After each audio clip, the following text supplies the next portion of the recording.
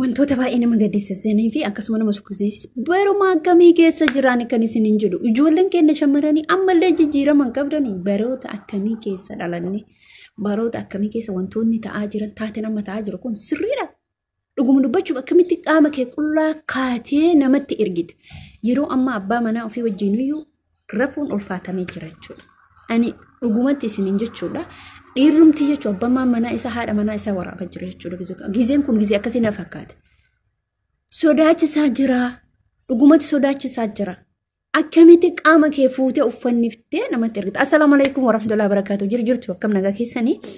Fayyaa keessanii isin jechaa analee nagaa goota alhamdulillah galata rabbiin galan hagumee viidiyoo keenya please like gochuu share gochuu subscribe gochuu fi akkasuma mee koomentii kennadha. Koomentii babbareeda barreessaa. Taata yeroo ammaa ta'aa jiru wantoota baay'ee nama jibbisiisa. Waan baay'ee nama jibbisiisu waan baqqaachuu dhuguma rabbii dubbachuudhaaf waan nama suukaneessu ati maali gizee qaama kee qullaa kaameraa dura of keettu ta'akkamii gizee san maalirraa dhaladheettee of ilaaltu abbaa kee haadha kee zarii kee maaliif tuquu deemta inni dhiirri sun immoo dhugaa jirtu baasa jechuudha homa jiru dubbate ni ergitan ijoollee shamarranii dhiirarra hafuu hin dandeettan. Wantoonni akkanaa kunis namoota hedduu dho'ifatanii ta'a malee ijoolleen shamarranii warroonni gaafiin hin dhiyaanneef hin jiru gonkumaa anas dabalatee sis dabalatee dhugumatti jechuudha ni jira. Garuu atiin qaama kee kaaftee kana barbaruus wallahi barumsa siin ta'u abadan bara kana keessa yeroo ammaa kana yeroo miidiyaan guddate kana yeroo teknooloojiin guddate yeroo wallaalaan itti ijabanate kana keessatti ati ammallee wallaalumsa keessa jirta jechuudha. Doofummaa durii san keessa jirta jechuudha. Doofummaa durii jechuun isii warri durii sun bara warra warqiidha. Maaliif wantoonni akkanaa kana jiran dubartiin yeroo kadhatamtu abbaan manaa yookiin abbaa haadha isee jechuudha dhiifamaa harkaa luka qabanii gabbaasanii ergan kennan nama abbaa barbaadani. Garuu bara teknooloojiin guddatee iji banamtee xiqqaa guddaan ija banate kana keessatti qaama kee qullaa akkamitti waraabdee argita ati intala akkamii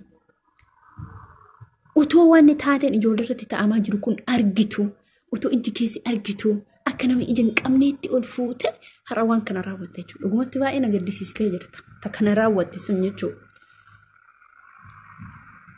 Namoota gaggaarii jenneen illee raawwatamee ture garuu mootuyyuu isaan sun bootaa qabatanii jiran. Dhiirri hoo haadha deebinu gara dhiiratitti maal irraa argata qaama isii qullarraa bilaalee xiqquma isii yaada warri dhiiraa kunillee obboleettiin qabdu obboleettiin kee rakkoon akkana kun muudachuu hin danda'u.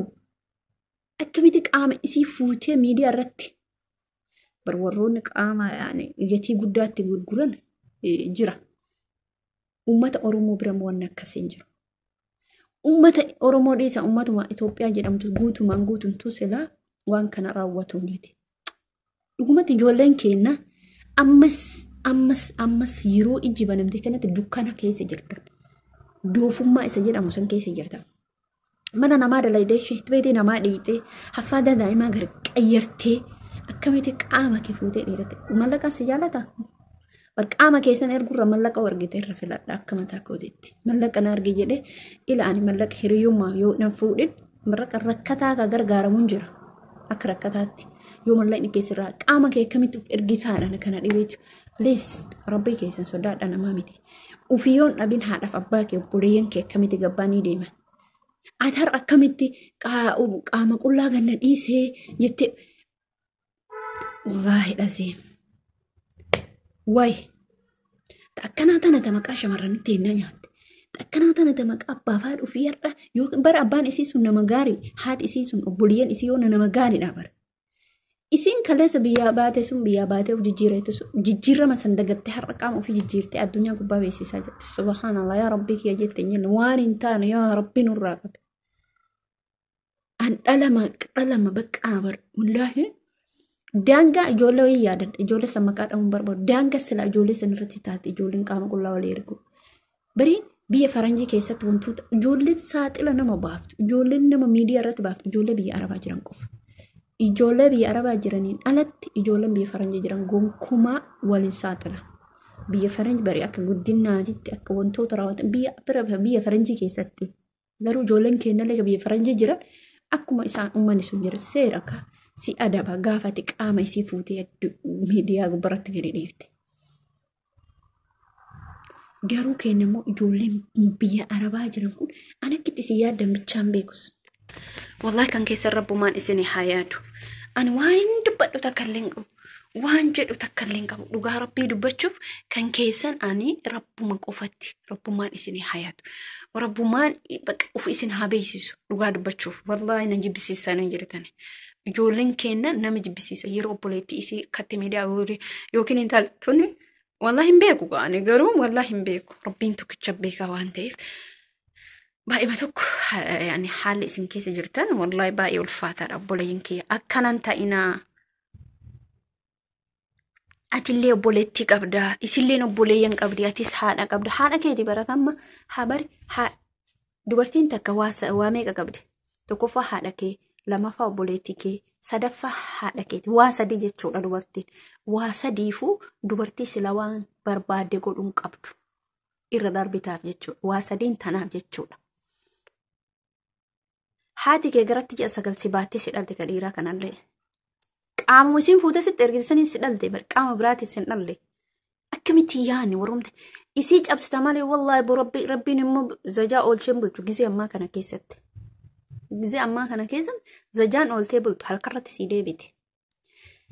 Gifii dalaydee borimmoo gifissi dhaqqaba. Nama diidee borimmoo gifissi dhaqqaba. Subhanallah milaala buleen kiyya. Wallahi waan hin taane namarratti hin dalagina safuun dalagina hin cabse ati wallahi bugaa akka tokko dhiirarran galu ati ta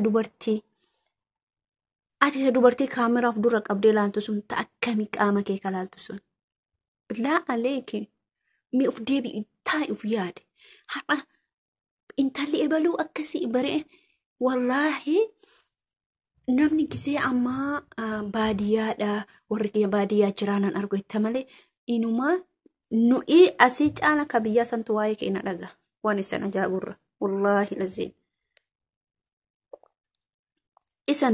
isanu fakkeenyaaf umaan dhageenyu warri keenya jennu caala rakkoo keetiif gammachuu kee gadda kee waan ati dalaydu nuti hin beeynu nutoomaa warri keenya maan dhaguu wanna takka maal jennee odeessina garuu isaan nu caala dhagan isaan miidiyaa haa ta'u an dhaguu isaaniitu gammada waan dhaguu isaaniitu maaliif gammadare hojii ilmoo isaaniitu haa dhagan hojii keetu hojii kiyyaayu haa beekan maali yoo beekan maal kalasa hanga ani isin nogat hanga yoomii afaan qabatan isaanillee maalabba wallahi akkiti isin aarsitan amma maamiti waan isin jechuu barbaadu shamarran ijoollee xixiqqootu daa'immantu biyyaa bayaa jira mucattii takkatu gisee tokko lafa bishaan bahaaraatitti walitti dhufne jechuudha lafa bishaan bahaaraatitti walitti dhufne wallahi na ajaa'ibde ijoolleen keessattuu an ijoollee iddoo maqaa dha'uu danda'u mucaan kun daa'ima tokko qofa qabdi dubartiin isin bira galtu maali akkami dalagoon bareedduudha birriin kee xiqqoodha jetti birriin kee xiqqoodha hime nagale hin janaajanti mesajjiin isii dhufu yaani akkanuma toon beeytanii miti mesajjiin isii dhufu bakka namoota dhiira yaani gaagaanii barbaadu hedanaan jetti maaliif baddaa yeroo ammaa kana bakka hunda keessayyuu jireenyi qaalaa jira arabni lekka duraanii sanii miti maaliif badda naay naan taane damoosni ani fakkeenyaaf jedhe akka yaada kiyyaatti gorsaa beekaga ani fakkeenyaaf ani gaafa dura seenu damoosa xiqqaan seene gaafa bira bubbulu eegale gaafa duraaf dubbadhe gaafa lammaffaa fedhinnaa dabalame lakka obboleetiiti yan bayni himmoo manni kun manni xiqqaadha deebee daama tokkicha qabda ijoolleen mana biraa arguu hin dandeenye isii qirqirsaa jiru maa inni re isa sa'aatii 24 itti bilbilamu isa sa'aatii 24 mesejiin itti ergamu isin amma kana hundumaa irraan kaane ka fuuldura jiru mucaa bareeda akkaanii ka odoo dalagattee ka otoo heerumtee abbaa feetoo jiraachuu dandeettu gaaf gabbaate hoo maa tokko keessan jirtu maaliif abbaa fedhetu si wal jalaa baasa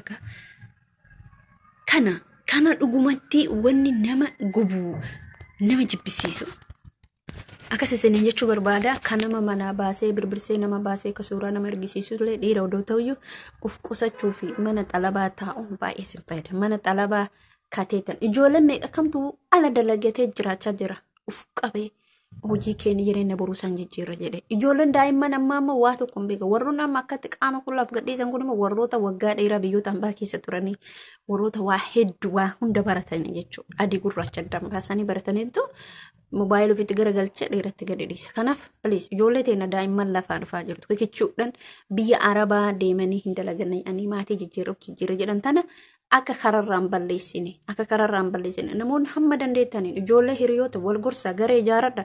Bari ijoolleen gisee ammaa kana wallahi maashaallah tabaarakallaa garee quraanatu jiru. Waan hojjette yoo bakka barnootuma kanaaf jechuu kiyya.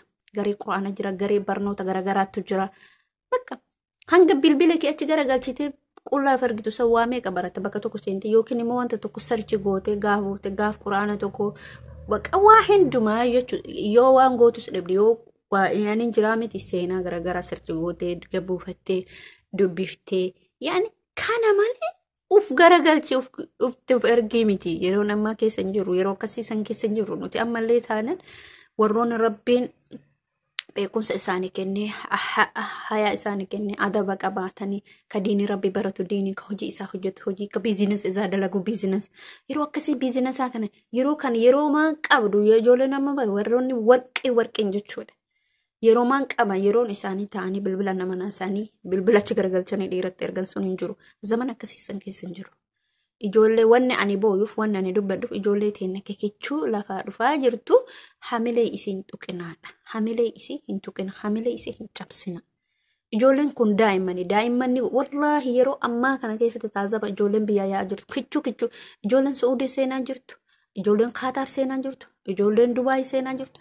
Hundi isiitu kichuudha. Kichuudhaan tan ammoo akka qilleensa naan isin jechuu barbaada. Kanaaf viidiyoo kiyya like gochuun share gochuun subscribe gochuu akka hin daganne. Hama viidiyoo biraatti walitti deebinutu namoonni yaada qabaatan yaada keessa. Wanni kun immoo akkasiin fayyadu dhibbatti beeka.